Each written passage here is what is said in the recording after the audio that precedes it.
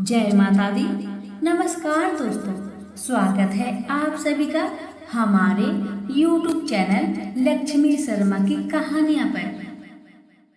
प्रेम से बोलिए छिन्न मस्ता माता की जय। प्यारे भक्तगणों, आज है गुप्त नवरात्रि के तीसरे दिन और आज आप सभी श्रवण करेंगे छिन्न मस्ता माता की व्रत कथा। वर्तनशील जगत का आधिपति कमंद है और उसकी शक्ति की छिन्न मस्ता है। विश्व की वृद्धि हास तो सदैव होती रहती है। जब हास की मात्रा कम और विकास की मात्रा अधिक होती है तब भुवनेश्वरी का पारकट्य होता है। इसके विपरीत जब निर्गम अधिक और आगम कम होता है तब छिन्न मस्तका प्राधान्य होता है। भगवती छिन्न मस्तका स्वरूप अत्यंत गोपनीय है। इसे कोई अधिकारी साधक ही जान सकता है। महाविद्याओं में इनका तीसरा स्थान है। इनके प्रादुर्भाव की कथा इस प्रकार है। एक बार भगवती भवानी अपनी सहचरी जया और विजया के साथ मंदाकिनी में स्नान करने के लिए गई। स्नान उपरांत क्षुधागिरी से पीड़ित होकर वे कृष्ण वर्ण की हो गई। उसी समय उनकी सहचरियों ने भी उनसे कुछ भोजन करने के लिए मांगा। देवी ने उनसे कुछ समय प्रतीक्षा करने के लिए कहा। थोड़ी देर उन्होंने प्रतीक्षा की और उसके बाद फिर उन्होंने जब पुनः भोजन के लिए निवेदन किया तब देवी ने उनसे कुछ देर और प्रतीक्षा करने के लिए कहा। इस पर सहचरियों ने देवी से विनम्र स्वर में कहा कि माँ तो अपने शिशुओं को भूख लगने पर भी अभी लंब भोजन प्रदान करती है। आप हमारी उपेक्षा क्यों कर रही हैं? आपने सहचारियों के मधुर वचन सुनकर कृपामयी देवी ने अपने खड्ग से अपना सिर काट दिया।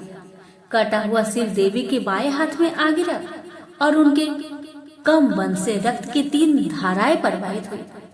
वे 2 धाराओं को अपनी दोनों सहचारियों की ओर प्रवाहित कर दी, जिसे पीती हुई दोनों प्रसन्न होने लगी और तीसरी धारा को देवी स्वयं पान करने लगी। तभी से देवी छिन्न मस्तका के नाम से प्रसिद्ध हुई। ऐसा विधान है कि आधी रात अर्थात चतुर्थ संध्या काल में छिन्न मस्तका की उपासना से साधक को सरस्वती सिद्धि हो जाती है। शत्रु विजय, समूह आस्थाभन, राज्य प्राप्ति और दुर्लभ मोक्ष प्राप्ति के लिए छिन्न मस्तका की उपासना अमोघ है। छिन्न मस्तका आध्यात्मिक स्वरूप अत्यंत महत्वपूर्ण है। छिन्न यह शीर्ष की प्रतीक है। ये देवी श्वेत कमल पीठ पर खड़ी है। दिशाएं ही उनके वस्त्र है। इनकी नाभि में योनि चक्र है। कृष्णा, तम और रक्तरज गुणों की देवियां इनकी सहचारियां हैं। ये अपना शीश काटकर भी जीवित है। यह अपने आप में पूर्ण अंतर्मुखी साधन का संकेत है। विद्वानों ने इस कथा में सिद्धि की चरम सीमा का निर्देश माना है। योग शास्त्र में 3 ग्रंथियां बताई गई है, जिनके भेदन के बाद योगी को पूर्ण सिद्धि प्राप्त होती है। इन्हें ब्रह्म ग्रंथि, विष्णु ग्रंथि तथा रुद्र ग्रंथि कहा गया है। मूलाधारा में ब्रह्म ग्रंथि, मणिपुर में विष्णु ग्रंथि तथा आज्ञा चक्र में रुद्र ग्रंथि का स्थान है। इन ग्रंथियों के भेद से ही अद्वैतानंद की प्राप्ति होती है। योगियों का ऐसा अनुभव है कि मणिपुर चक्र के नीचे की नाड़ियों में ही काम और रति का मूल है। उसी पर छिन्न महाशक्ति आरूढ़ है। इसका उग्र प्रवाह होने पर रुद्र ग्रंथि का भेदन होता है। छिन्न मस्तका ब्रज विरोचनी नाम सातों बौद्धों तथा जिनों में समान रूप से प्रचलित है। देवी की दोनों सहचर्या रजोगुण तथा तमोगुण की प्रतीक है। कमल विश्व परपज्ञा है और कमलारती चिंतानंदन की स्थूल वृत्ति है। यह दारण्य की अश्वशीर विद्या, शाक्तों की हयग्रीव विद्या तथा गणपतियों के छिन्न शीर्ष गणपति का रहस्य भी छिन्न मस्तता से ही संबंधित है। हिरण्यकशिपु वैरोचन आदि छिन्न मस्तका के ही उपासक थे, इसलिए इन्हें वज्र विरोचनीय कहा गया है। विरोचन अग्नि को कहते हैं। अग्नि के स्थान मणिपुर में छिन्न मस्तका का ध्यान किया जाता है और वज्र नाड़ी में इनका प्रवाह होने से इन्हें वज्र विरोचनीय कहते हैं। श्री भैरव व्रत तंत्र में कहा गया है कि इनकी आराधना से साधक जीव भाव से मुक्त होकर शिव भक्तों को प्राप्त कर लेता है। प्रेम से बोलिए छिन्नमस्ता माता की जय। आप श्रवण करें श्री दुर्गा सप्तशती पाठ 3रा अध्याय और इसके साथ ही श्रवण करेंगे गुप्त नवरात्रि से जुड़ी माँ दुर्गा की कथा को पूरा अवश्य सुनिएगा। महर्षि मेधा ने कहा, महिषासुर की सेना नष्ट होते देखकर उस सेना का सेनापति चिछूर क्रोध में भर देवी के साथ युद्ध करने के लिए आगे बढ़ा। वह देवी पर इस प्रकार बाणों की वर्षा करने लगा मानो सेमरू पर्वत पानी की धारा बरस रहा हो। इस प्रकार देवी ने अपने बाणों से उसके बाणों को काट डाला तथा उसके घोड़ों व सारथी को मार दिया। साथ ही उसके धनुष और उसकी अत्यंत ऊंची ध्वजा भी काट कर नीचे गिरा दिया। उसका धनुष कट जाने के पश्चात उसके शरीर के अंगों को भी अपने बाणों से विध दिया। धनुष, घोड़े और सारथी के नष्ट होने पर वह असुर ढाल और तलवार लेकर देवी के तरफ आया। उसने अपनी तीक्ष्ण धार वाली तलवार से देवी के सिंह के मस्तक पर प्रहार किया और बड़े वेग से देवी की बाई भुजा पर वार किया, किंतु देवी की बाएं भुजा को छूते ही उस दैत्य की तलवार टूटकर 2 टुकड़े हो गए। इससे दैत्य ने क्रोध में भरकर शूल हाथ में लिया और भद्रकाली देवी की ओर फेंका। देवी की ओर आता हुआ वह शूल आकाश से गिरते हुए सूर्य के समान प्रज्वलित हो उठा। शूल को अपनी ओर आते हुए देखकर देवी ने भी शूल छोड़ा और महाअसुर के शूल के 100 टुकड़े कर दिए और साथ ही महाअसुर के प्राण भी हर लिए। चिछूर के मरने पर देवताओं को दुख होने वाला चामर नामक दैत्य हाथी पर सवार होकर देवी से लड़ने के लिए आया और उसने आने के साथ ही शक्ति से प्रहार किया, किंतु देवी ने अपने हुक्कार से ही उसे तोड़कर पृथ्वी पर डाल दिया। शक्ति को टूटा हुआ देखकर दैत्य ने क्रोध से लाल होकर शूल को चलाया, किंतु देवी ने उसको भी काट दिया। इतने में देवी का सिंह उछलकर हाथी के मस्तक पर सवार हो गया और दैत्य के साथ बहुत ही तीव्र युद्ध करने लगा और फिर वह दोनों लड़ते हुए हाथी पर से पृथ्वी पर आ गिरे और दोनों बड़े क्रोध से लड़ने लगे। फिर सिंह बड़े जोर से आकाश की ओर उछला और जब पृथ्वी की ओर आया तो अपने पंजे से चामर का सिर घर से अलग कर दिया। क्रोध में भरी हुई देवी ने शिला और वृक्ष आदि की चोटों से उदग्रह को भी मार दिया। कराल को दांतों से, मुक्कों और थप्पड़ों से चूर्ण कर डाला। क्रुद्ध हुई देवी ने गदहा के प्रहार से उद्धत दैत्य को मार गिरा दिया। भिंदी पाल से वास्कल को बाणों से, ताम्र तथा अंधक को मौत के घाट उतार दिया। तीनों नेत्र वाली परमेश्वरी ने त्रिशूल से उग्राशय, उग्रवीर्य और महामनु नामक राक्षसों को मार गिराया। उसने अपनी तलवार से बिडाल नामक दैत्य का सिर काट डाला तथा अपने बाणों से दुर्धर दुर्मुख दोनों राक्षसों को यमलोक पहुंचा दिया। इस प्रकार जब महिषासुर ने देखा कि देवी ने मेरी सेना को नष्ट कर दिया है, तो वह भैंसे का रूप धारण कर देवी के गणों को दुख देने लगा। उन गणों में कितनों को उसने मुख के प्रहार से, कितनों को खुरों से, कितनों को पूंछ से, कितनों को सिंघों से, बहुतों को दौड़ने के बेग से, अनेकों को सिंहनाद से, कितनों को चक्कर देकर, कितनों को निश्वास वायु के झोंके से पृथ्वी पर गिरा दिया। इस प्रकार वह दैत्य गणों की सेना को गिरा देवी के सिंह को मारने के लिए दौड़ा। इस पर देवी को बड़ा गुस्सा आया। उधर दैत्य भी क्रोध में भरकर धरती को खूरों से खोदने लगा तथा सिंहों से पर्वतों को उखाड़ उखाड़ कर धरती पर फेंकने लगा और मुख से शब्द करने लगा। महिषासुर के बेग से चक्कर देने के कारण पृथ्वी क्षुब्ध होकर फटने लगी। उसकी पूंछ से टकराकर समुद्र चारों ओर फैल गया। हिलते हुए सिंहों के आघात से मेघ खंड खंड हो गए और श्वास से आकाश में उड़ते हुए पर्वत गिरने लगे। इस तरह क्रोध में भरे हुए राक्षस को देख चंडिका को भी क्रोध आ गया और वह उसको मारने के लिए क्रोध से भर गई। देवी ने पास फेंककर दैत्य को बांध लिया।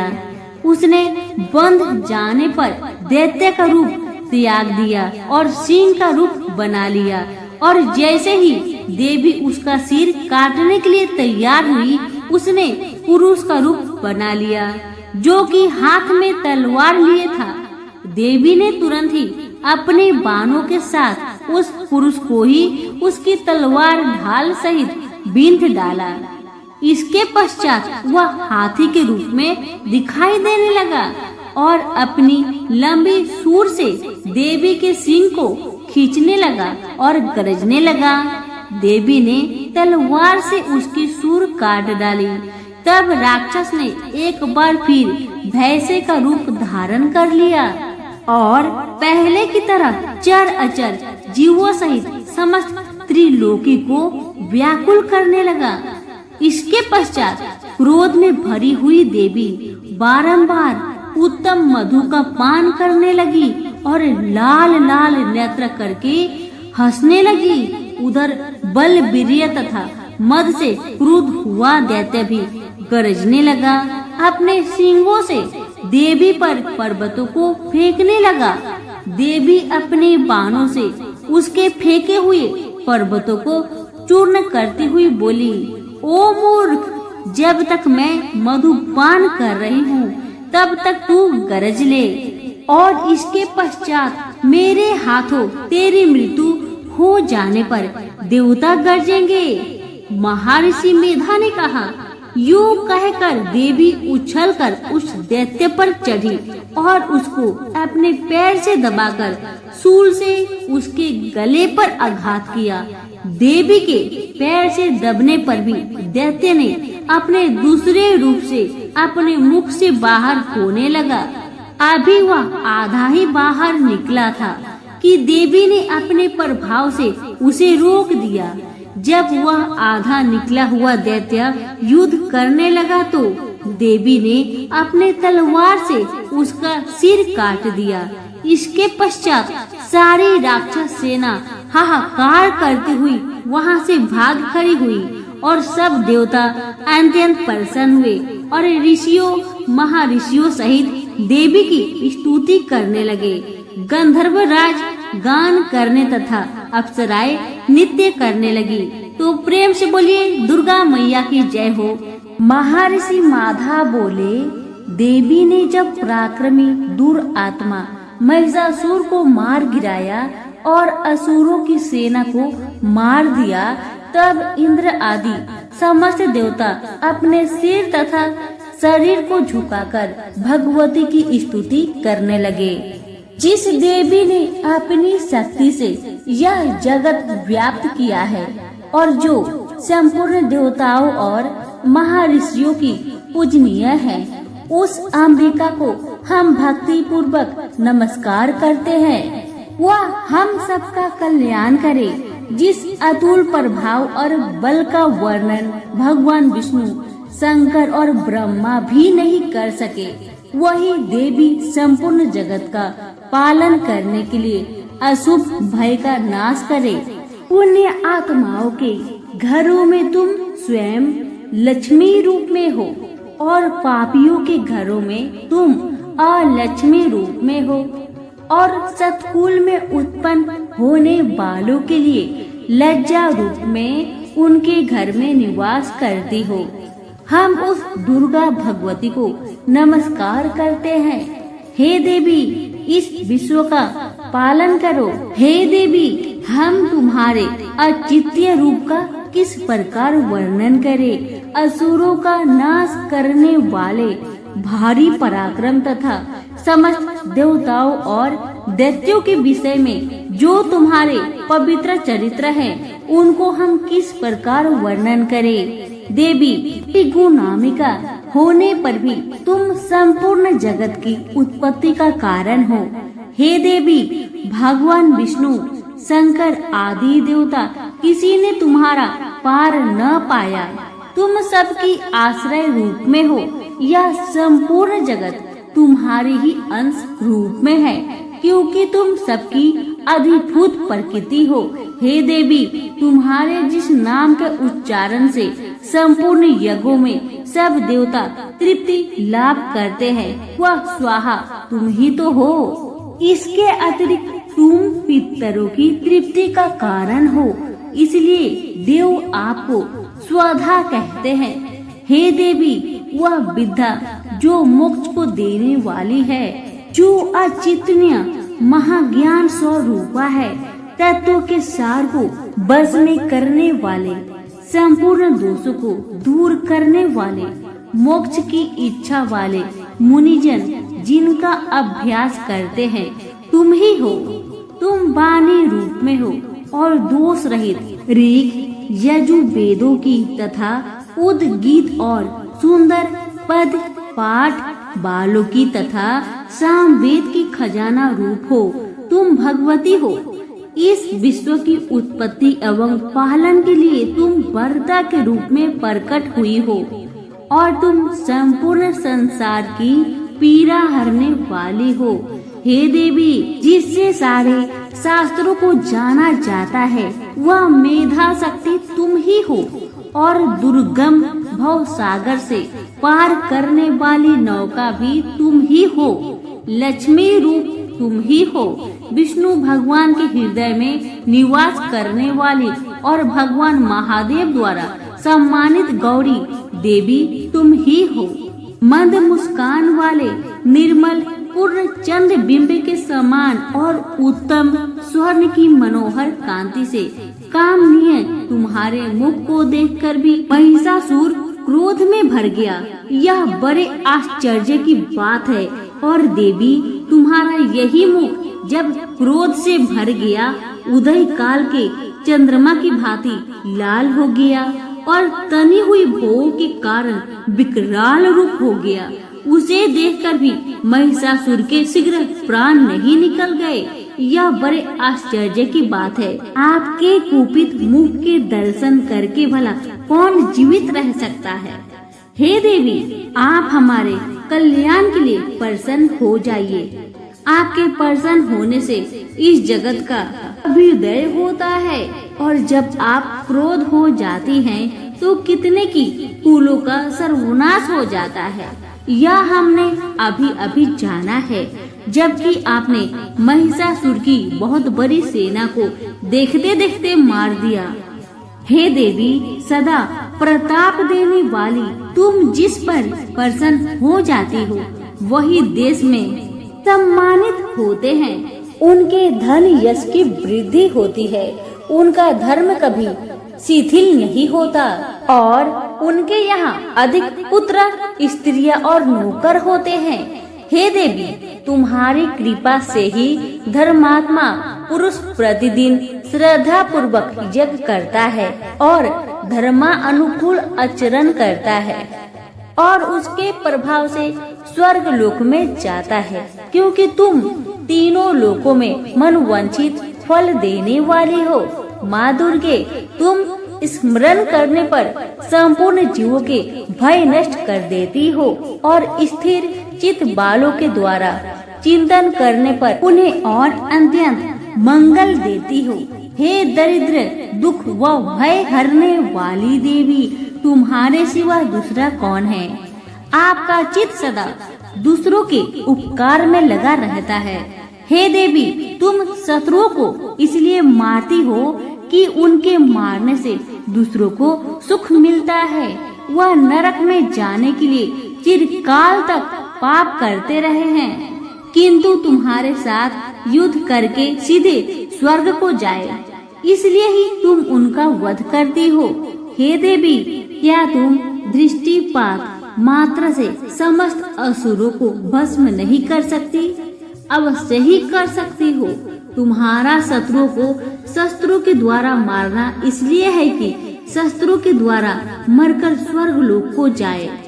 इस तरह से हे देवी, उन शत्रुओं के प्रति भी तुम्हारा विचार उत्तम है। हे देवी, तुम्हारे उग्र खड्ग की चमक से और त्रिशूल के अग्र भाग की कांति से समूह से असुरों की आंखें नहीं फूटी। उसका कारण यह था कि वे किरणों से शोभायमान तुम्हारे चंद्रमा के समान आनंद प्रदान करने वाले सुंदर मुख को देख रहे थे। हे देवी, तुम्हारा शील बुरे वृत्तांत को दूर करने वाला है और सबसे अधिक तुम्हारा रूप है जो न कभी चिंतन में आ सकता है और न ही जिसकी दूसरों से तुलना हो सकती है। तुम्हारा बल व पराक्रम उनका भी नाश कर चुके थे। इस तरह अपने शत्रुओं पर भी दया प्रकट की है। हे देवी, तुम्हारे बल की किसके साथ बराबरी की जा सकती है तथा शत्रुओं को भय देने वाला इतना सुंदर रूप भी और किसका है? हृदय में कृपा और युद्ध में निष्ठुरता, यह दोनों बातें तीनों लोकों में केवल ही में देखने में आई है। माता, युद्ध भूमि में शत्रुओं को मारकर अपने उन्हें स्वर्ग लोक में पहुंचाया है। इस तरह तीनों लोकों की तुमने रक्षा की है तथा उन उन्मत्त असुरों से जो हमें भय था उसको भी तुमने दूर किया है। तुमको हमारा नमस्कार है। हे देवी, तुम शूल तथा खड्ग से हमारी रक्षा करो तथा घंटे की ध्वनि और धनुष की टंकार से हमारी रक्षा करो। चंडिके, आप अपने शूल को घुमाकर पूर्व, पश्चिम, दक्षिण तथा उत्तर दिशा में हमारी रक्षा करो। तीनों लोकों में जो तुम्हारे सौम्य रूप है तथा घोर रूप है, उनसे हमारी रक्षा करो तथा इस पृथ्वी की रक्षा करो। अंबिके, आपके कर पल्लवों में जो खड्ग, शूल और गदा आदि शोभा पा रहे हैं, उन सब से हमारी रक्षा करो। महर्षि बोले कि इस प्रकार जब सब देवताओं ने जगत माता भगवती की स्तुति की और नदन वन के पुष्पों तथा गंध अनुलेपनों द्वारा उनका पूजन किया और फिर सबने मिलकर जब सुगंधित व दिव्य धूप द्वारा उनको सुगंध निवेदन की, तब देवी ने प्रसन्न होकर कहा, देवताओं, तुम सब मुझसे मन वंचित वर मांगो। देवता बोले, भगवती, तुमने हमारा सब कुछ कार्य कर दिया, अब हमारे लिए कुछ मांगना बाकी नहीं रहा, क्योंकि तुमने हमारे शत्रु महिषासुर को मार डाला है। हे महेश्वरी, तुम इस पर भी यदि हमें कोई वर देना चाहती हो तो बस इतना वर दो कि जब जब हम आपका स्मरण करें तब तब आप हमारी विपत्तियों को हरण करने के लिए हमें दर्शन दिया करे। अंबिके, जो कोई भी तुम्हारी स्तुति करे, तुम उनके पित समृद्धि और वैभव देने के साथ ही उनकी धन और स्त्री आदि संपत्ति बढ़ाए और सदा हम पर प्रसन्न रहे। महर्षि बोले, हे राजन, देवताओं ने जब जगत के लिए तथा अपने लिए इस प्रकार प्रश्न किया तो बस तथास्तु कहकर देवी अंतर ध्यान हो गई। हे भूप, जिस प्रकार तीनों लोकों का हित चाहने वाले वह भगवती देवताओं के शरीर से उत्पन्न हुई थी, वह सारा वृत्तांत मैंने तुमसे कह दिया। और इसके पश्चात दुष्ट असुरों तथा शुभ निशुभ का वध करने और सब लोगों की रक्षा करने के लिए जिस प्रकार गौरी देवी के शरीर से उत्पन्न हुई थी, वह सारा वृत्तांत में यथवत वर्णन करता हूँ। हमारी आज की दुर्गा सप्तशती की चौथा अध्याय समाप्त हुआ। अब अगली वीडियो में सुनेंगे 5वां अध्याय। प्रेम से बोलिए दुर्गा मैया की जय हो। प्राचीन काल में धरती पर दुर्गम नाम का एक दैत्य निवास करता था। वह बड़ा दुर्दांत और अत्याचारी था। बल भी उसके शरीर में अपरिमित था। वह जब जोर से हंसता था तो उसके मुख से अग्नि की चिंगारियां निकलती थी।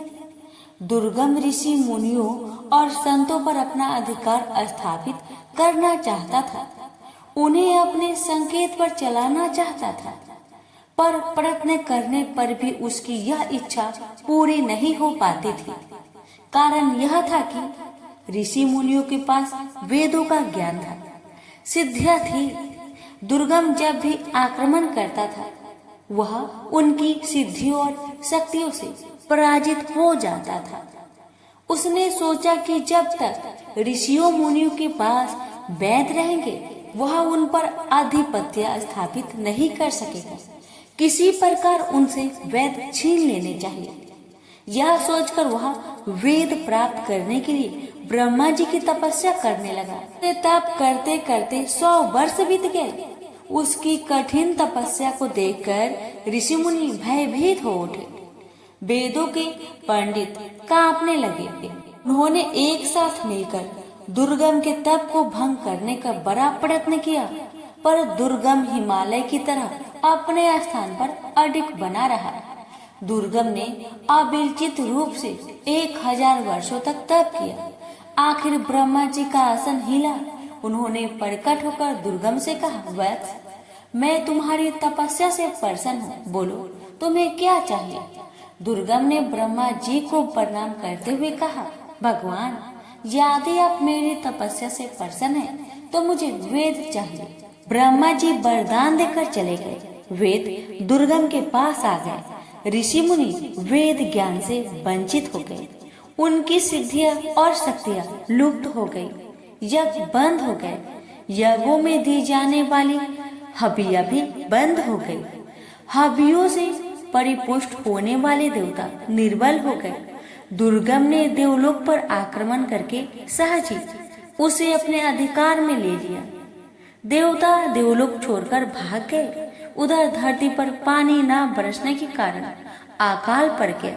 मनुष्य, पशु, पंछी सभी जल और अन्न के अभाव में भूखे मरने लगे।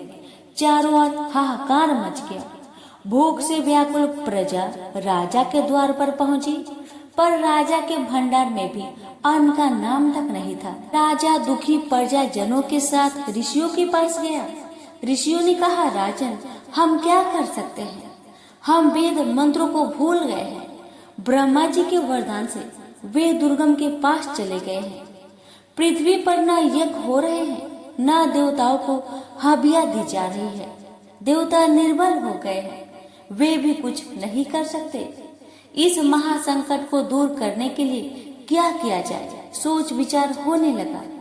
आखिर में निश्चय हुआ कि हम सबको शक्ति की आराधना करनी चाहिए। राजा, प्रजाजन, ऋषि मुनि नदी तट पर उपस्थित हुए और अंतरकंठ से देवी को पुकारने लगे, माँ, हम दुखियों की रक्षा करो, हम तुम्हारी शरण में हैं। इस महाभयानक संकट की घड़ी में तुम्हें छोड़कर हमारा और कौन सहायक है? हे जगजननी, हम पर दया करो, हमें इस संकट से उबारो। अंतर कंठों की पुकार से भगवती दुर्गा द्रवित हो उठी। वे 1000 भुजाओं के साथ प्रकट हुई। उनके बहुत से नेत्र थे। वे अपने हाथों में भांति भांति के अस्त्र शस्त्र धारण की हुई थी। उनकी आंखों से आंसुओं की बूंदें गिरने लगी। उन बूंदों ने प्रचंड धारा का रूप धारण कर लिया। धारा वेग से ऊपर उठी और देवलोक में जा पहुंची। दुर्गा उस प्रचंड धारा को देखकर भयभीत हो उठा। वह देवलोक छोड़कर भाग खड़ा हुआ। उसके हाथ से वेद छूट गए। धारा वेदों को लेकर धरती पर लौट आई। उसने वेदों को ऋषि मुनियों को सौंप दिया।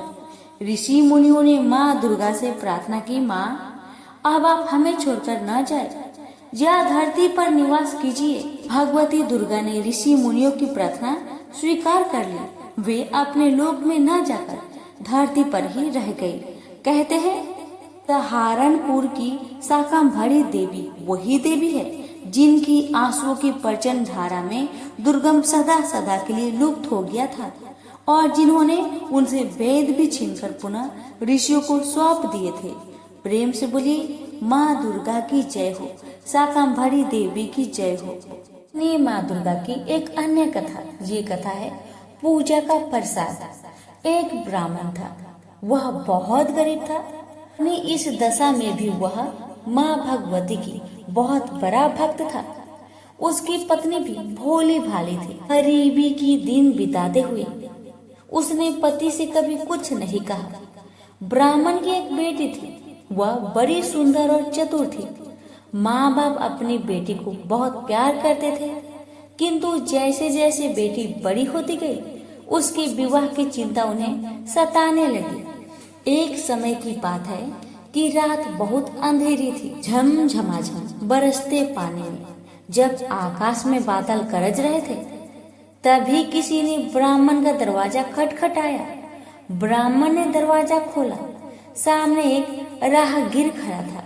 उसने कहा, मैं पास की ही गांव में रहने वाला ब्राह्मण हूँ, रिश्तेदारी में जा रहा हूँ। रास्ते में दिन ढल गया है, बरसात शुरू हो गई है।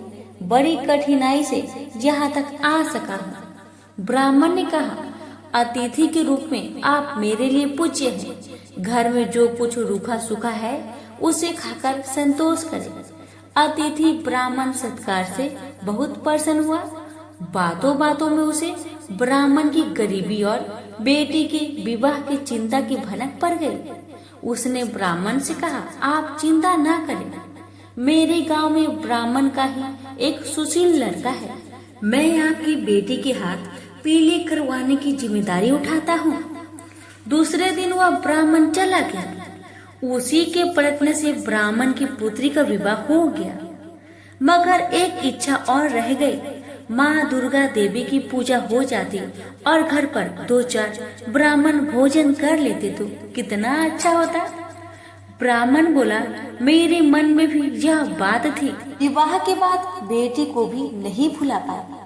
माँ दुर्गा की पूजा के बहाने उसे भी बुला लेते। नवरात्रि आ रहे हैं, मगर पूजा यूं थोड़ी ही होती है। पैसे तो चाहिए था, कहाँ से लाऊं पैसा? इतनी बोली, मन में संकल्प है तो काम अवश्य पूरा होगा। माँ दुर्गा की कृपा होगी। तुम जाकर भगवती दुर्गा की मूर्ति लेकर आओ। पत्नी की बात सुनकर ब्राह्मण का उत्साह जाग उठा। वह एक मूर्तिकार के पास गया। मूर्ति का दाम पूछा तो चौक पड़ा। मूर्ति महंगी थी। ब्राह्मण निराश होकर लौटने लगा। मूर्तिकार सज्जन व्यक्ति था। वह ब्राह्मण की व्यवस्था तार गया। बोला, निराश ना हो, लाओ, तुम्हारे पास जितने पैसे हो मुझे दे दो और मूर्ति ले जाओ। ब्राह्मण सुनकर सोच में पड़ गया। जेब टटोली, उसमें केवल 1 रुपया था, जबकि मूर्ति 10 रुपए की थी। परंतु मूर्तिकार ने उससे 1 रुपए में ही दुर्गा माता की मूर्ति दे दी। घर आकर पत्नी को दुर्गा की मूर्ति दिखाई, लेकिन उस समय पत्नी बीमार थी। ब्राह्मण अकेले ही तैयारी में जुट गया। पत्नी ने कहा, पूजा शुरू होने से पहले बेटी को ससुराल से लेकर आ जाना। ब्राह्मण तुरंत अपनी बेटी को लेने चल दिया। ब्राह्मण अपनी बेटी के ससुराल पहुंचा।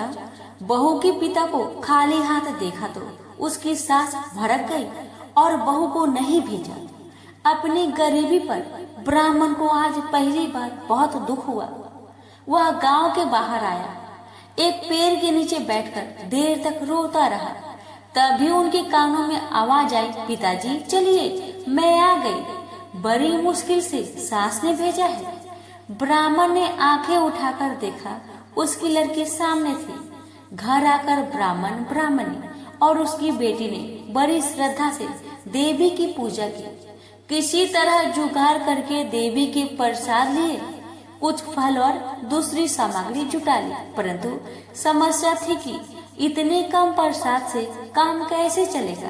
ब्राह्मण की बेटी ने कहा, पिताजी आप चिंता ना करें, जिसे चाहे बुला लीजिए। देवी का प्रसाद मैं स्वयं अपने हाथों से बांटूंगी। धड़कते दिल से ब्राह्मण ने आस पड़ोस के लोगों को बुला लिया। पूजा की समाप्ति पर लड़की ने प्रसाद बांटा। ब्राह्मण और उसकी पत्नी देखकर आश्चर्यचकित रह गई कि प्रसाद कम नहीं हुआ, बल्कि प्रसाद पर्याप्त मात्रा में बच रहा था। दूसरे दिन ब्राह्मण सवेरे उठा, नहा धोकर देवी की पूजा में रखे जल के घड़े की ओर चला। वह उसे ले जाकर देवी की मूर्ति के साथ नदी में विसर्जन करना चाहता था। जैसे ही ब्राह्मण घड़े के पास आया, उसने देखा कि उसकी लड़की घड़े से पानी लेकर पी रही है। यह देखकर ब्राह्मण क्रोध से बोला, तूने पूजा का जल ही अपवित्र कर दिया। माँ दुर्गा अवश्य नाराज हो जाएगी। मैं उन्हें मनाने के लिए पूजा करता हूँ और तुम तो बर्बादी कर दी। इससे अच्छा तुम ससुराल में रहती तो ही अच्छा था। इतना कहकर ब्राह्मण फिर से पूजा में बैठ गया। लड़की अपनी बीमार माँ के पास आई और बोली, माँ अब मैं वापस ससुराल जा रही हूँ, तुम बिल्कुल ठीक हो जाएगी, चिंता मत करना। कुछ देर बाद ब्राह्मण पूजा से उठा। अब उसको अपनी गलती पर बहुत पछतावा हो रहा था। ने अपनी बिटिया रानी को क्यों डांटा, मुझे नहीं डांटना चाहिए था। तभी पत्नी फटाक से बिस्तर से उठकर आई और बोली, बिटिया को क्या कहा? मेरी बिटिया तो चली गई, प्रसाद भी नहीं ले गई।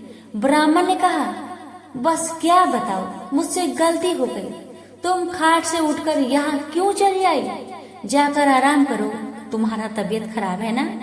पत्नी बोली, नहीं, मैं अब बिल्कुल ठीक हूँ। देखो मेरा बुखार भी नहीं है और मुझे कमजोरी भी नहीं लग रही है। तुम प्रसाद के कुछ फल ले जाओ और मेरी बेटी के ससुराल में देकर आओ। पत्नी की बात सुनकर ब्राह्मण देवी की पूजा का फल लेकर तुरंत घर से निकल गया और बेटी के ससुराल में पहुंचा। बेटी से जाकर कहा, अरे तुम नाराज होकर चली आई, तुम प्रसाद भी लेकर नहीं आई। बेटी, माँ बाप से कोई इस तरह नाराज नहीं होता है। पिता की बात सुनकर बेटी ने कहा, पिताजी मैं तो यही थी, आपके साथ गई ही नहीं। लड़की बोली, अब ब्राह्मण का सर चकरा गया। ब्राह्मण ने सारी बात अपनी बेटी को बताई। यह सुनकर सभी चकित रह गए थे। ब्राह्मण बोला, वह और कोई नहीं, माँ दुर्गा ही थी। माँ ने अपने घड़े का जल स्वयं ही पी लिया था, अपनी पूजा का फल स्वयं ही खाए। मैं तो धन्य हो गया। ससुराल वाले भी लज्जित थे कि उन्होंने बहू को उसके मायके में नहीं भेजा। प्रेम से बोलिए माता रानी की जय। सुनिए एक अन्य कथा। ये कथा है माँ दुर्गा से जुड़ी रेवती नक्षत्र की कथा। प्राचीन काल में ऋषित्वक नाम का एक मुनि थे। उनकी बुद्धि बड़ी विलक्षण थी। उनके यहाँ समयानुसार पुत्र उत्सव हुआ। रेवती का चौथा चरण गणरात होता है, उसी में उस बालक की उत्पत्ति हुई। मुनि ने उस लड़के की जात कर्म आदि सभी क्रियाएं सविध संपन्न की थी। चूड़ाकरण और उपनयन आदि संस्कार भी संपन्न किए। महात्मा ऋतुवाक के यहाँ जब से उस पुत्र का जन्म हुआ, तभी से वे रोग और शोक से चिंतित रहने लगे। क्रोध और लोभ उन्हें सदा घेरे रहते थे। माता की भी यही स्थिति हो गई। उसे निरंतर अनेक रोग सताने लगे। वह उदास होकर चिंता में डूबी रहती थी। वह लड़का भी उद्दंड हो गया। तब मुनि अत्यंत चिंतित होकर सोचने लगे, कौन सा ऐसा कारण है जिससे मेरा यह पुत्र महान दुष्ट हो गया है। यह सोचकर वे गर्ग जी के पास गए और उनसे पूछा, भगवान आप ज्योतिष शास्त्र आचार्य हैं, मेरे पुत्र के दुराचारी होने का क्या कारण है। गर्ग जी बोले, मुने पुत्र के दुष्चरित्र होने में न तुम कारण हो और न माता तथा न कुल ही। रेवती का अंतिम चरण गंडात होता है, यही कारण है, क्योंकि मुने वही निंदित बेला तुम्हारे इस पुत्र के जन्म समय में बीत रही थी। अतः तुम्हें दुखी करना इसका स्वभाव बन गया, दूसरा कोई भी कारण नहीं है। तुम उस दुख को दूर करने के लिए भगवती दुर्गा की आराधना करो। यत्न पूर्वक सुपूजित होने पर वे संपूर्ण विघ्न शांत कर देती है। गर्ग जी की बात सुनकर ऋतुवाक मुनि क्रोध से मूर्छित हो गए। उन्होंने रेवती को श्राप दिया, वह आकाश से गिर जाए। उस समय नक्षत्र मंडल चमक रहा था, उधर सबके नेत्र लगे हुए थे। इतने में ही मुनि के श्राप से रेवती नक्षत्र आकाश से टूटकर उस गिरी पर आ पड़ा। रेवती के गिरने से वह पर्वत रेवतरु नाम से प्रसिद्ध हो गया। तब से उस पर्वत की शोभा और भी अधिक बढ़ गई। यो रेवती को श्राप देने के पश्चात मुनिवर ऋतुवाक गर्ग जी के कथानुसार भगवती दुर्गा की आराधना करके सुख और सौभाग्य से संपन्न हो गए। रेवती नक्षत्र का जो तेज पर्वत पर गिरा, उससे एक कन्या उत्पन्न हो गई। जगत में अनुपम सुंदरी होकर वह दूसरी लक्ष्मी की भांति शोभा पाने लगी। रेवती के तेज से प्रकट होने वाली उस कन्या पर मुझ ऋषि की दृष्टि पड़ी। उसे देखकर वे प्रसन्न हो गए और उसका नाम रेवती रख दिया। महर्षि परमुच का आश्रम कुमुदगिरी पर था।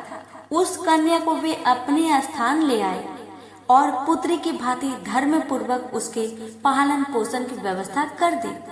जब कुछ समय बाद वह सुंदर कन्या युवती हो गई, तब उसे देखकर कौन इसके योग्य वर होगा, ये मुनि विचार करने लगे। बहुत खोजबीन करने पर भी उस कन्या के अनुरूप वर पाने में उन्हें सफलता न मिल सकी। तब वे अग्निशाल में जाकर अग्निदेव की उपासना करने लगे। अग्निदेव प्रसन्न हुए और कन्या के वर के विषय में मुनि से बोले, मुने सदा धर्म में तत्पर रहने वाले पराक्रमी शूरवीर प्रिय भाषी तथा युद्ध में पीछे न हटने वाले राजा दुर्दम इसके पति होंगे। अग्निदेव की बात सुनकर मुनि प्रसन्न हुए। उसी समय संयोगवश राजा दुर्गम शिकार खेलने के बहाने परमुच ऋषि के आश्रम में आए। जब वह आश्रम के भीतर गए, तब उन्हें मुनि दिखाई न पड़े। अतः उन्होंने उस कन्या रेवती को बुलाया और संबोधित करके पूछा, प्रिय महाभाग महर्षि कहाँ है? मैं उनके चरणों के दर्शन करना चाहता हूँ। कन्या बोली, महाराज मुनिवर अभी अभी निकलकर अग्निशाला में गए हैं। कन्या की बात सुनकर राजा दुर्दम अग्निशाला के द्वार पर पहुँच गए। वे राजोचित वेशभूषा में थे। नम्रता से उनका मस्तक झुका हुआ था। उन पर मुनि की दृष्टि पड़ी। तब राजा ने मुनि को प्रणाम किया। मुनि ने अपने एक शिष्य से कहा, गौतम अर्घ्य उपस्थित करो। ये राजा अर्घ्य पाने के अधिकारी है, क्योंकि बहुत दिनों में इनका आगमन हुआ है। और खास बात तो यह है कि यह हमारे जमाता है। यह कहकर मुनि ने उन्हें अर्घ्य दिया और राजा ने उसे स्वीकार भी कर लिया। राजा दुर्दम अर्घ्य आदि के पश्चात आसन पर विराजमान हुए। मुनि ने आशीर्वाद देकर उन्हें संतुष्ट किया और कुशल पूछी। कहा, राजन तुम्हारी सेना खजाना त्रिमंडली भृत्य वर्ग मंत्री वर्ग देश नगर और स्वयं आत्मा में किसी प्रकार की अशांति तो नहीं है। तुम्हारी पत्नी की तो कुशल पूछनी ही नहीं है, क्योंकि वह तो मेरे यहाँ ही ठहरी हुई है। इसी से मैंने उसका समाचार नहीं पूछा। राजा ने कहा, भगवान आपकी कृपा से सर्वत्र कुशल है, पर मुझे यह बहुत आश्चर्य हो रहा है कि आपने मुझे जमाता कहा है। अतः मेरी कौन सी पत्नी आपके यहाँ है? मुनि बोले, राजन जो जगत में आदित्य सुंदरी है, वह रेवती नाम की तुम्हारी पत्नी यहाँ है। वह किसी प्रकार तुम्हारी भार्य हुई, यह रहस्य तुम नहीं जानते। राजा ने कहा, प्रभु की सुभद्रा आदि भार्याएं घर पर है, उन्हीं को मैं जानता हूँ। रेवती के संबंध में तो मैं कुछ भी नहीं जानता। मुनि बोले, राजन, तुमने अभी जिसे प्रिय शब्द से संबोधित किया है वही तुम्हारी प्रेयसी भार्या है। एक क्षण भी तो नहीं हुआ तुम इसे भूल गए। राजा ने कहा, मुनि, आप जो कह रहे हैं वह ठीक है। मैंने वैसे ही प्रिय शब्द कहकर बुलाया, में मेरी कोई भी कुतिजत भावना नहीं थी। इस संबंध में आप मुझ पर अप्रसन्न न हो। मुनि बोले, राजन, तुम ठीक कहते हो, हमारे मन में कोई बुरा विचार नहीं है। तो अग्नि देव की प्रेरणा से तुम्हें ऐसे शब्द का उच्चारण करना पड़ा। इस कन्या के पति कौन होंगे? यह बात अभी मैंने अग्निदेव से पूछी थी। उन्होंने कहा है, राजा दुर्दम कन्या के स्वामी होंगे। इसे कोई नहीं टाल सकता। इसलिए राजन, मैं यह कन्या तुम्हारी सेवा में समर्पित करता हूँ। इसे स्वीकार करो। तुमने इसे प्रिय शब्द से संबोधित किया था, विषय में तो कुछ विचार ही नहीं करना चाहिए। मुनि की बात सुनकर राजा चुप हो गए। अब मुनि उनके विवाह की विधि संपन्न करने की व्यवस्था करने लगे। पानी ग्रहण संस्कार करने के यत्न में संलग्न मुनि को देखकर कन्या ने कहा, पिताजी, उचित तो यह है कि आप मेरा विवाह रेवती नक्षत्र में ही करने की कृपा करें। मुनि बोले, बच्चे, अनेकों विवाहिक नक्षत्र है, फिर रेवती नक्षत्र में ही क्यों विवाह करें? रेवती तो इस समय नक्षत्र मंडल में है भी नहीं। कन्या ने कहा, रेवती से भिन्न नक्षत्र मेरा विवाह संस्कार सुमोचित न होगा। अतएव मैं आपसे प्रार्थना करती हूँ, इस नक्षत्र में ही मेरी विवाहिक रस्में संपन्न करने की कृपा करें। मुनि बोले, बहुत समय पहले ऋतुवाक मुनि ने रेवती को नक्षत्र मंडल से नीचे गिरा दिया था। अब वहाँ स्थान नहीं रहा है। फिर उसी नक्षत्र में विवाह करने के लिए तुम क्यों जोर दे रहे हो? कन्या बोली, क्या केवल ऋतुवाक मुनि ने ही तपस्या की है? मन, वाणी अथवा कर्म से ऐसी तपस्या करने की क्या आप में योग्यता नहीं है? आप तो जगत की रचना करने में समर्थ हैं। मैं आपका तपोबल खूब जानती हूँ। अतः आप रेवती को नक्षत्र मंडल में पुनः स्थापित करके उसी नक्षत्र में मेरा विवाह कीजिए। मुनि बोले, तुम्हारा कल्याण हो। तुम जैसा कहती हो ऐसा ही होगा। मैं तुम्हारे लिए आज ही रेवती नक्षत्र को शुभ मार्ग में स्थित करके उसी नक्षत्र में तुम्हारा विवाह संस्कार संपन्न करूंगा। यह कहकर मुनि ने अपनी तपस्या के प्रभाव से उसी समय रेवती को नक्षत्र मंडल में पूर्ववत स्थापित कर दिया। फिर उसी नक्षत्र में वैवाहिक विधि के अनुसार मुनि ने राजा दुर्दम को वह रेवती नामक कन्या सौंप दी। विवाह कर देने के पश्चात मुनि ने राजा से कहा, वीर, तुम्हें क्या पाने की इच्छा है, कहो, उसे मैं पूर्ण करने को उद्धत हूँ। राजा बोले, मुनिवर, स्वयं भू मनु का वंशक हूँ। आपकी कृपा से मुझे मनुवंतर का आदि शास्त्र पुत्र प्राप्त हो, यह मेरी अभिलाषा है। मुनि ने कहा, राजन, यदि तुम्हारी इच्छा ऐसी है तो भगवती दुर्गा की आराधना करो, तब मनवंतर का स्वामी पुत्र तुम्हें अवश्य प्राप्त होगा। श्रीमद् देवी भागवत 5वां पुराण है। उसकी 5 आवृत्तियां श्रवण करने से तुम अपने मन के अनुसार पुत्र प्राप्त कर लोगे। इस रेवती के गर्भ से 5वां यानी रेवत नाम मनु उत्पन्न होगा। मुनि की यो कहने पर राजा ने उनके चरणों में मस्तक झुकाया और अपनी पत्नी को साथ लेकर वे अपने नगर को चले गए और राजगद्दी पर बैठकर उन्होंने शासन आरंभ कर दिया। एक बार महात्मा लोमश जी राजभवन में पधारे। राजा ने प्रणाम करके उनका स्वागत सत्कार किया और हाथ जोड़कर कहा, मुने, आप सर्वसमर्थ है, मुझे पुत्र पाने की इच्छा है, अतः आप श्रीमद् देवी भागवत नाम का पुराण सुनाने की कृपा कीजिए। राजा की बात सुनकर लोमश जी बड़े प्रसन्न हुए और बोले, राजन, तुम धन्य हो। तभी तो त्रिलोक जननी भगवती दुर्गा में तुम्हारी ऐसी भक्ति जागृत हो गई है। जो भगवती जगदम्बिका देवता, दानव और मनुष्य की परम आराध्य है। उनमें जब तुम्हारी भक्ति हो गई तब फिर तुम्हारा कार्य सिद्ध होने में क्या संदेह है। अतएव मैं तुम्हें देवी भगवत पुराण अवश्य सुनाऊंगा। उसके श्रवण मात्र से कोई भी पदार्थ पाने की इच्छा शेष नहीं रहती। यह कहकर लोमस जी ने शुभ मुहूर्त में कथा आरंभ कर दी। समय व्यतीत होने पर भगवती की कृपा से रानी को लोक का कल्याण करने वाला गर्भ ठहर गया।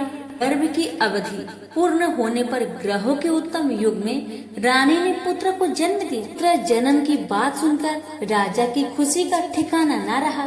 फिर रेवत नाम से विख्यात वह बालक संपूर्ण क्रियाओं का परगामी, धर्मात्मा, धर्म का प्रवचन एवं अनुष्ठान करने वाला, परम पराक्रमी तथा अस्त्र बेताओं में सर्वश्रेष्ठ निकला। तदंतर ब्रह्मा जी ने रेवत को मनु के पद पर प्रतिष्ठित कर दिया। रेवत मनवंतर के स्वामी बनकर धर्म पूर्वक पृथ्वी पर शासन करने लगे। प्रेम से बोलिए जगदम्बा माता की जय। हमारी सुनाई हुई कथा आपको अच्छी लग रही है तो हमारे चैनल को सब्सक्राइब कर लीजिए, क्योंकि नवरात्रि के दौरान हमारे चैनल पर हर रोज माँ दुर्गा की कथा सुनाई जाएगी। दुर्गा की कथा सुनने के लिए हमारे चैनल को सब्सक्राइब करना ना भूलें। धन्यवाद।